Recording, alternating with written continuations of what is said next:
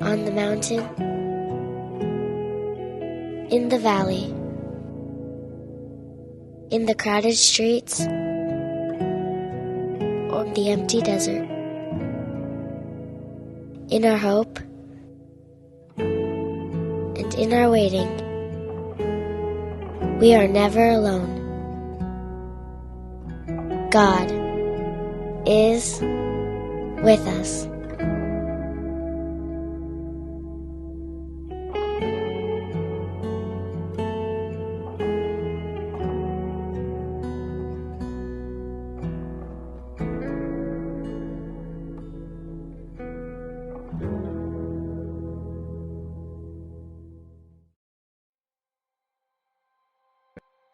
Matthew 21. In the beginning, the title I remember reading in my New King James Version was Jesus' Triumphant Entrance. It's a notable entrance where he comes on a donkey. The words that Jesus shares in this beginning portion derives from Zechariah chapter 9, verse 9. It reads, "Tell the daughter of Zion, behold, your king is coming to you, lowly and sitting on a donkey, a colt, a foal of a donkey."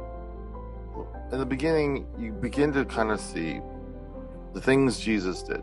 And for me, one of the most notable ones was Jesus cleansed the temple. In verse 13, he said to them, "It is written, my house shall be called a house of prayer, but you have made it a den of thieves." And then I remember in verse 14, he said, "Then the blind and the lame came to him in the temple, and he healed them." Alongside, a little bit after in the chapter, Jesus' authority was questioned. They asked him, "By what authority are you doing these things? And who gave you this authority?" I love the commentary that kind of goes between Pharisees when Jesus asks,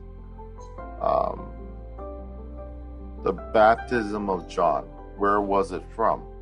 From heaven or from men? Right after that, they reasoned among themselves, saying, "If we say from heaven, he will say to us, why did you not believe him? But if we say from men, we fear the multitude, for all count John as a prophet." So they answered Jesus and said, "We do not know." One thing I love about the Gospels, Matthew, in this chapter is the richness of the parables that are in them. I feel one thing I've connected, especially reading the Gospels in the past, was the parables. And one of the parables that come into play is the parable of the two sons. It's interesting just how simple the story, but how deep it can be when we think about it in our own lives. In the beginning it says, "But what do you think of a man who had two sons, and he came to the first and said, 'Son, go work today in my vineyard.' He answered and said, 'I will not.' But afterwards he regretted it and went. Then he came to the second, and likewise. And he answered and said, 'I go, sir.' But he did not. Which of the two did the will of his father?"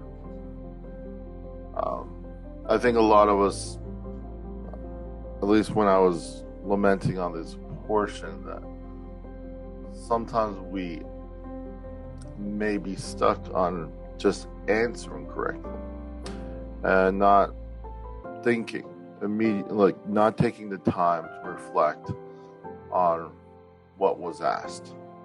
The first son was reluctant, and if we're really being honest in our own faith journey, there are times we are reluctant, but those are also times for an opportunity of his character to grow. Leading to the next parable, the parable of the wicked vine dresser, begins with the owner, and there are servants that were sent to the vine dresser and they killed him. And the one notable thing about this parable was at the end. More of the response of the Pharisees, those who were questioning Jesus' authority. In verse 38, when the vine dressers saw the son, they said among themselves, "This is the heir. Come, let us kill him and seize his inheritance." So they took him and cast out of the vineyard and killed him. Then Jesus asked the question, then when the owner of the vineyard comes, what will he do to those vine dressers?